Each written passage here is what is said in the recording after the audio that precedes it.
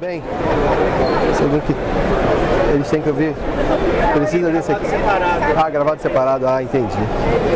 Bom, é um prazer estar aqui no congresso da Brascas, no stand da Óculos Brasil, falando para vocês sobre um dos trabalhos que eu considero dos mais importantes que eu já fiz, que é a integração do Scheimpflug para você poder fazer o diagnóstico de ectasia. Eu trabalho com várias empresas, incluindo a Óculos, é um prazer até trabalhar com a Óculos já há uma parceria de mais de 10 anos. A gente trabalha no Rio de Janeiro com um grupo de estudo de tomografia e biomecânica de córnea, é um grupo aberto, quem tiver interesse de colaborar, de participar, de conhecer, e a nível nacional com o meu amigo João Marcelo Lira, com o Brain. Então, quando você fala de ectasia, de prevenção de ectasia, a pergunta simples é: será que a topografia é suficiente? E aí você tem que pensar em sensibilidade e especificidade. Esse caso serve para você entender a questão de sensibilidade. Você tem um paciente que tem 20/20 de visão, corrigida no olho direito, e o olho esquerdo totalmente normal. Então a sensibilidade no olho direito você pega, mas no esquerdo não. Mas o mais importante não é detectar casos de ceratocone unilateral ou ectasia unilateral, é você eventualmente considerar que existem casos de ectasia quando você faz LASIK, PRK ou até SMILE, mesmo para paciente com pouca correção e a topografia normal pré-operatória. Isso mostra que você precisa melhorar. E aqui tem um exemplo emblemático, um paciente que fez LASIK com um flap fino em 2008, utilizando laser de fento segundo. Você tem um leito residual de mais de 300 micra, um PTA de menos de 0,4, e você tem um paciente com início uma visão relativamente boa, mas ele começa a piorar a visão e até que evolui para a questão de você ter o problema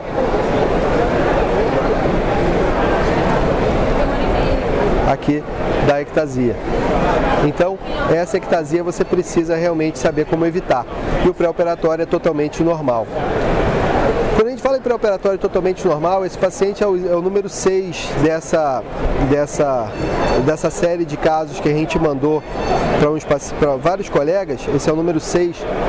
E por que a gente fez esse estudo? Porque muita gente falou que aquela coisinha amarela lá seria alteração. Então a gente pegou e mandou 25 topografias de pré-operatório, sem os colegas que receberam para interpretar as topografias, os resultados, mas do 1 ao 11, os pacientes todos tiveram ectasia. Do 12 ao 25 eram pacientes estáveis. E você vê que a variabilidade foi muito grande. A variabilidade foi muito grande, e se você manda as mesmas topografias em outra escala, 9 dos 11 examinadores tiveram uma classificação estatisticamente significante da deles mesmo anterior. Então, a variabilidade subjetiva é grande. Então, você precisa de índices objetivos para detectar o quê?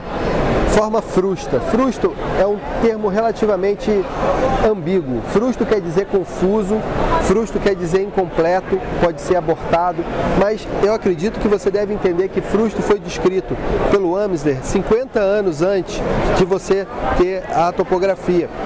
Isso realmente foi interessante no ponto de vista de um estudo prospectivo. E, na verdade, o que é a definição de frusto evoluiu.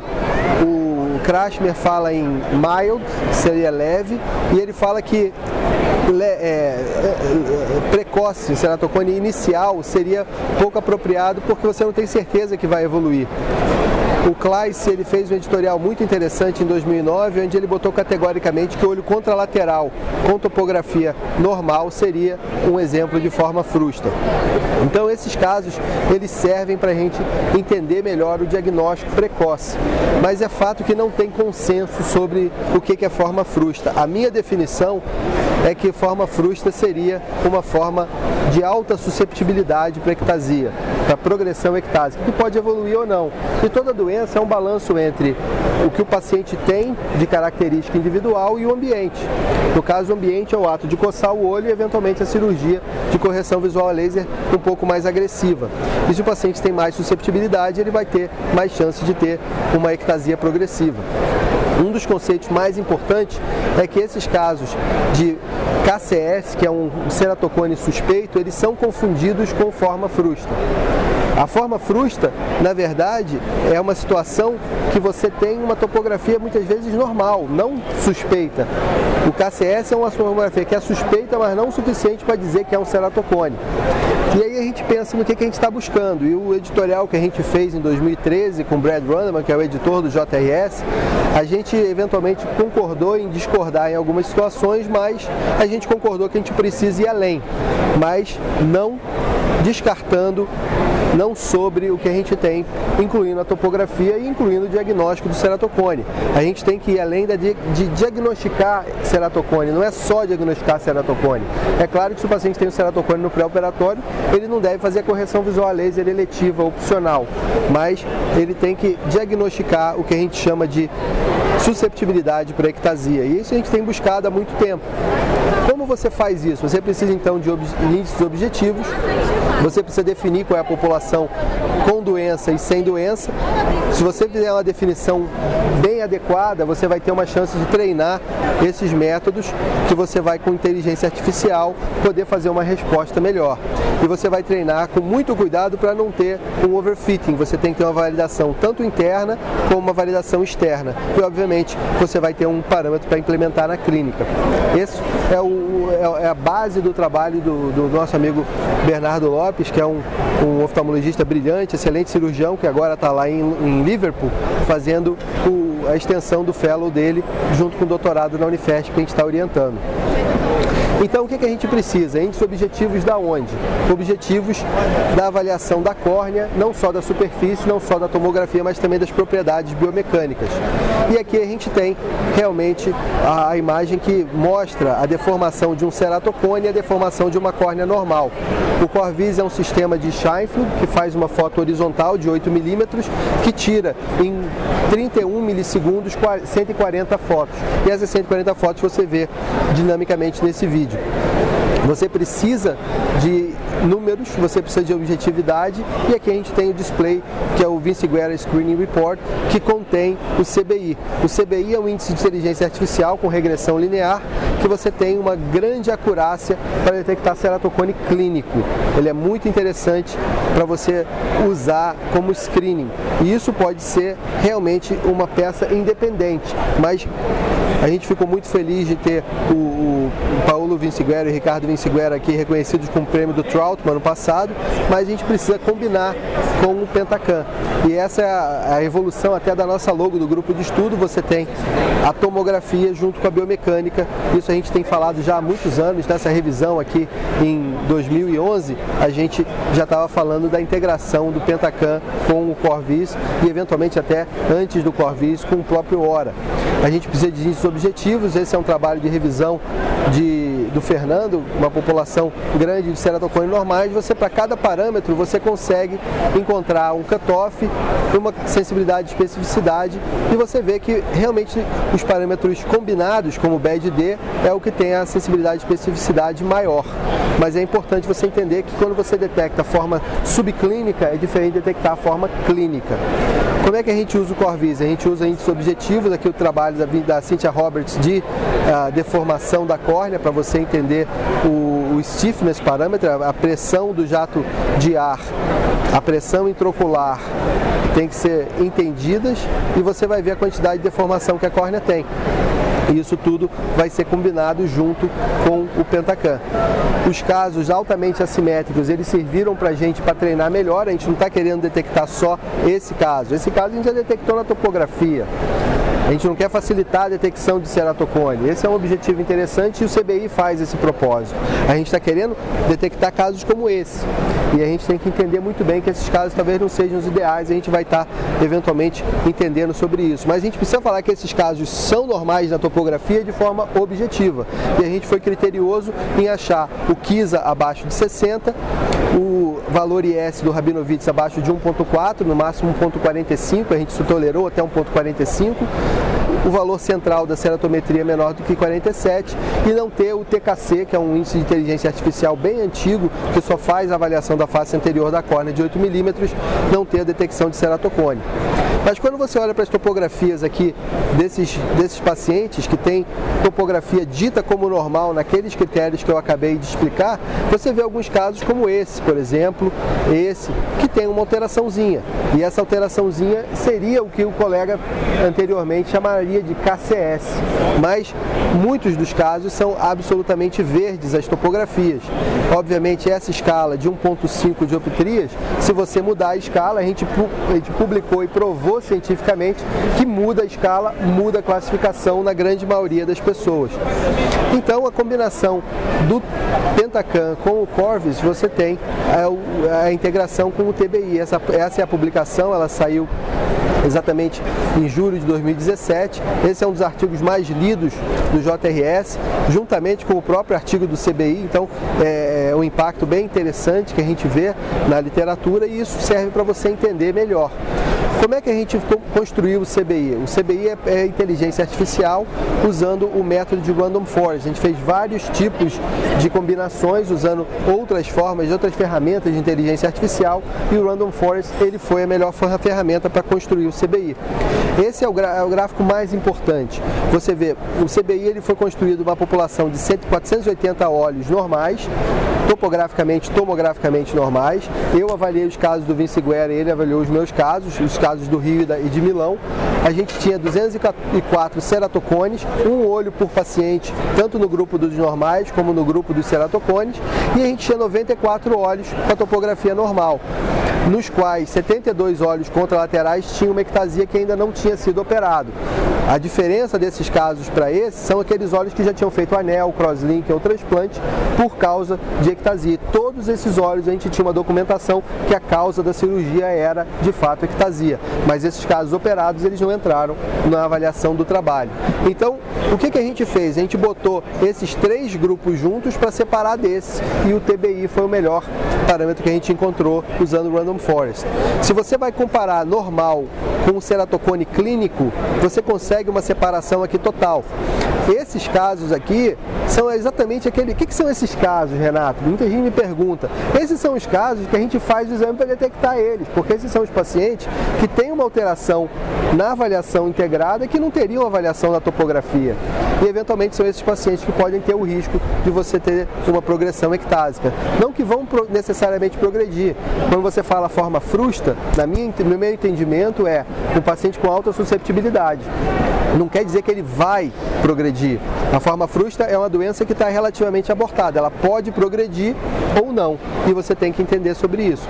Mas você tem uma detecção de 100% aqui, nessa avaliação aqui, para detectar a forma clínica, tanto o caso aqui, o olho ectásico do paciente contralateral, como o olho do ceratocone, mas para você detectar esses casos, você tem que fazer uma otimização do cutoff.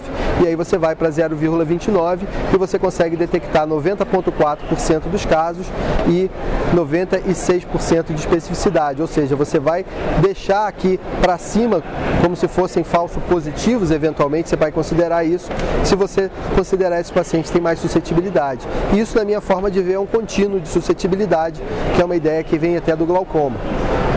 O Random Forest foi usado com Livonal Cross Validation, ou seja, você fez o método, ele cria um valor para cada paciente excluído, você treina para todos, exclui um e aplica nesse. E você faz isso sucessivas vezes até você terminar o estudo. E o Random Forest Livonal tem aquele método, o display que você viu, é o Livonal. A gente otimizou o parâmetro com todos os casos e a sensibilidade fica até um pouco maior, vai para 95%, mas aquilo eu botei o que a gente esperaria numa população externa. E aí você tem estudos populacionais para validar. A gente tem estudos na Índia, no Irã, na Alemanha, em Portugal, no Brasil, na Itália. Esse aqui é alguns dos estudos eu vou mostrar para vocês. São 100 pacientes com ceratocone leve, onde você tem um K central menor do que 48. Esses pacientes você tem uma separação do TBI muito boa, comparado com o BAD-D, que funciona muito bem, e o CBI, que também funciona muito bem, mas você vê a separação muito mais, vamos dizer assim, acentuada. Alguns casos, realmente, você tem que entender. Esse talvez seja aquele caso de ceratocone, que talvez ele tenha mais para uma ectasia, eventualmente induzida pelo hábito de coçar o olho, E esse aqui é um paciente que está sendo dito como normal, mas eventualmente tem mais chance de progredir. Isso é muito importante você entender, que você não vai... o método ele é transversal o estudo, você não tem um estudo longitudinal e eventualmente estudos longitudinais para esses casos aqui pode mostrar algumas coisas interessantes. O Momeni, que é um colega do Irã, ele mandou 34 óleos normais de 24 a casos assimétricos, isso agora aumentou para um pouco mais de 50 que ele me mandou, e exatamente a mesma incidência. Você tem alguns casos que você não consegue detectar, esses casos que você não consegue detectar, mas a sensibilidade é muito parecida com a do estudo original. A gente fez o nosso estudo de validação, são casos que eu analisei na minha clínica depois de ter feito o CBI e o TBI. Você então tem esses casos, são estudos de validação externa internamente na nossa clínica. E você tem uma sensibilidade ainda muito boa para detectar ceratocone e você tem aqui 86,5%. Esses casos eu deixo aqui para vocês entenderem, para vocês verem que não é 100%. Se você vai aqui para o BED-D, o BED-D detecta 60% desses casos. Então você tem realmente um aumento significante. Não detecta todos os casos e aí a gente vai entender por quê. A minha hipótese vai para o consenso global. O consenso global foi uma iniciativa que a gente fez e o professor José Álvaro da Unifesp, ele realmente encampou a ideia e conseguiu politicamente coordenar para vários colegas extremamente influentes, para todas as sociedades de córnea internacionais participarem. E a gente tem alguns consensos. O primeiro consenso é que ceratocone não acontece de forma unilateral. E aqueles casos altamente assimétricos, só aparece a doença num olho. Também é consenso que a ectasia secundária pode acontecer por um processo mecânico, e isso pode ser unilateral. Então a gente tem ceratocone é sempre bilateral, mas ectasia pode acontecer em qualquer olho, pode ser num olho só. Se o cara, por exemplo, tem um olho normal, coçou pra caramba um olho, esse olho vai ter ectasia e o outro olho vai ser normal. Então, é importante a gente entender esse conceito. E tem alguns casos que a gente já tem que suportam essa avaliação. Isso ainda é relativamente anedótico, mas alguns estudos prospectivos estão sendo eventualmente elaborados e feitos para a gente poder realmente demonstrar isso. Mas esse é um paciente que foi encaminhado por um colega que botou no encaminhamento, em caminho para uma avaliação e tratamento do ceratocone unilateral no olho direito. De fato, o olho esquerdo tem a visão melhor que 20/20 sem correção. E é tudo normal. E esse paciente foi operado, a gente fez o anel teve um resultado excelente. Aqui você vê a cirurgia do anel, o astigmatismo passando de 4,6 para 0,2, um resultado muito, muito bom, um paciente muito feliz com a visão sem correção. E esse tipo de paciente é um paciente que tem um resultado bom, mais prognóstico positivo, porque eu acredito que ele não tem ceratocone.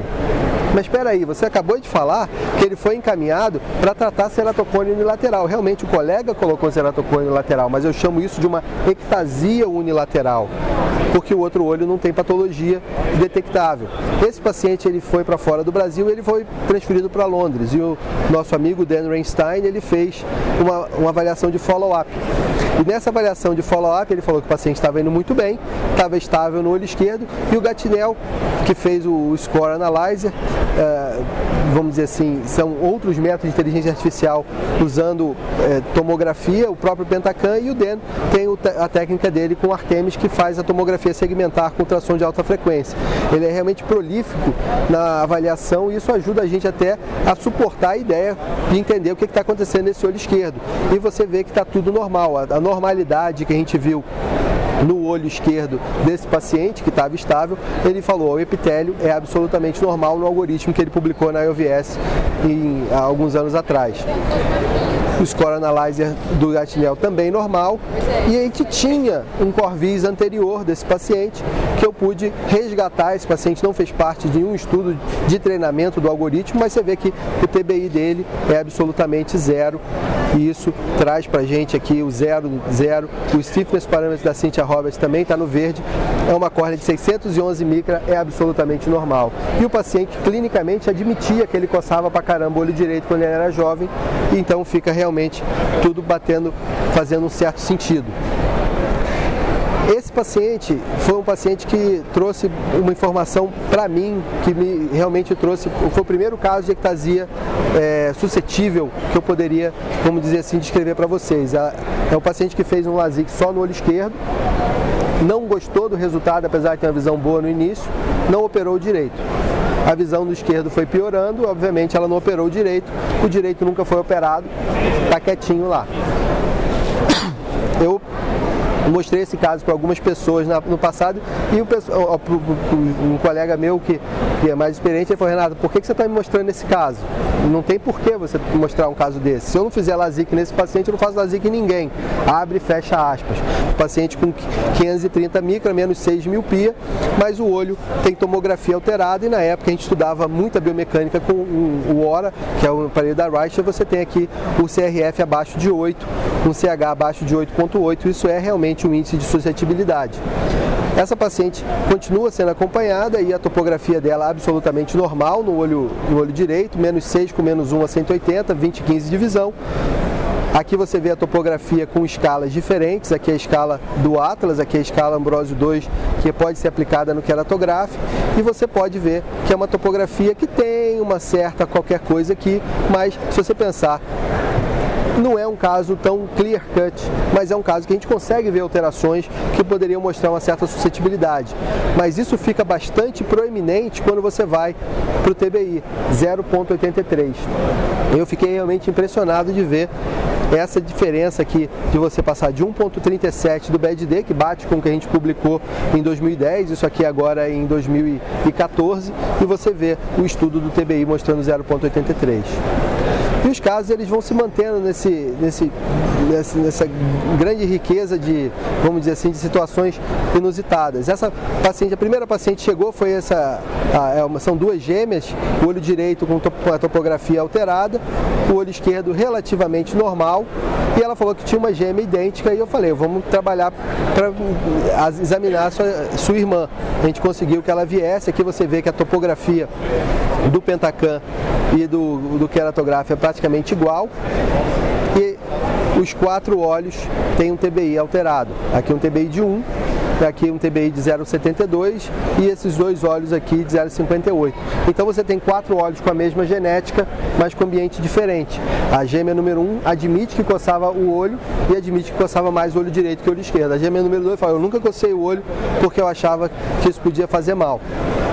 Então, a integração da tomografia biomecânica ela é o caminho que a gente encontrou para fazer o que a gente chama de análise avançada. A gente tem um estudo objetivo, esse estudo já é um estudo que existe, que a gente já pode utilizar na prática para fazer o que a gente chama de Enhanced Ictasia.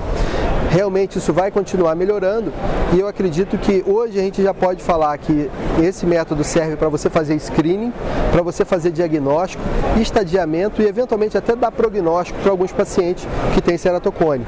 Isso certamente ajuda a gente no pré-operatório de cirurgia refrativa porque a gente de fato está caracterizando a suscetibilidade para ectasia. É uma revolução que está em constante evolução e certamente a gente fica muito contente de poder participar de todo esse processo. Eu agradeço a atenção de vocês e fico aqui à disposição para qualquer dúvida que vocês possam vir a ter e eu fico à vontade aqui também à disposição pelo meu e-mail. Obrigado. Alguém quer fazer alguma pergunta? Por favor. No caso que você disse que não é da ectasia, você operaria o outro tempo? Aquele que você falou, isso não é ceratocone. Veja bem, eu sei o que você está me falando. 46. Vamos colocar essa imagem aqui. Se chega, é esse paciente, que não é ceratocone, é ectasia, é esse olho aqui. Se chega um cara com uma prótese no olho direito, tá? E o olho esquerdo assim, eu com certeza operaria. Mas se chega um paciente que eu botei o anel no olho direito e o olho esquerdo tem isso, eu operaria explicando para ele muito bem. E eu tenho casos exatamente com isso. Eu tenho uma paciente que era um cone bem assimétrico, ela operou o olho do cone com um anel, ficou com a visão sem correção de 20/25 mais, e aí a anisometropia começou a atrapalhar. Agora esse olho que era o olho bom, doutor, está me atrapalhando, porque ela está com o pêndulo antiférico bem baixo e tem menos 3,5 aqui. Topografia normal, mas uma córnea fina. Essa tinha uma córnea fina. Doutora, será que a gente pode operar? Pergunta da paciente. Resposta minha. Certamente pode, mas eu vou te dizer muito honestamente que eu não tenho certeza se deve. Resultado da história, ela entendeu que não podia coçar o olho, entendeu que podia precisar do crosslink, fez o PRK, está estável até hoje. Entendeu? Então, a sua pergunta é, você operaria esse caso? Se ele viesse só com o olho esquerdo e uma prótese no olho direito, não sei nada do olho direito, esse olho aqui eu faço LASIK para 10 graus de miopia. Tá? Mas, sabendo que o outro olho tem ceratocone, ou ectasia, ou o que seja, você fica mais imprudente. Uma coisa importante nesses casos é avaliar o endotélio normal. Esses olhos precisa ter certeza que o endotélio é normal, porque existe uma coincidência entre Fuchs e ceratocone em alguns casos. Obrigado pela atenção. Alguém mais quer perguntar alguma coisa? Por favor. A classificação, quando vocês chamam de ceratocone, como vocês chamam de autossuscetibilidade, diferenciar a autossuscetibilidade de uma forma suspeita. É exatamente essa a questão. A sua dúvida ainda é, de alguma forma, a minha dúvida. A minha forma de diferenciar é fazendo a avaliação integrada. Na verdade, além do Pentacam e do Corvus, você tem o Wavefront, que faz uma análise da ótica total, e você tem o mapa epitelial, que eu chamo de tomografia segmentar. Com esses dados, eu consigo relativamente identificar o caminho, se esse paciente é mais uma topografia esquisita, que não é um ceratocone, que não é uma ectasia, ou se é uma topografia às vezes pouco esquisita ou até normal, que tem uma suscetibilidade ou uma forma subclínica. A gente já viu que ceratocone pode acontecer com córneas relativamente pouco curvas. Eu não falo planas, mas a gente tem um grupo que a gente chama de low KKC. São pacientes com ceratocone clínico, às vezes estria de Vogt, e córnea que o K máximo, não chamo de plano, que o K máximo é menor do que 46. Eu vou para o K máximo, eu não estou falando de ceratometria central. Se for para a ceratometria central, vai para aquele estudo da Prema. 44. Eu tenho de 42, o mais plano é 42. Tem um que eu acho que é uma pelúcida frustra, que aí tem 41,5. Então, quanto mais a gente sabe, a frase quanto mais sei que nada sei, ela é equivocada na minha opinião. Mas quanto mais eu sei que eu preciso saber mais. É uma modificação um pouco mais correta na minha forma de ver. Mas agradeço a atenção de vocês, um ótimo congresso, bom retorno para casa a todo mundo. Obrigado.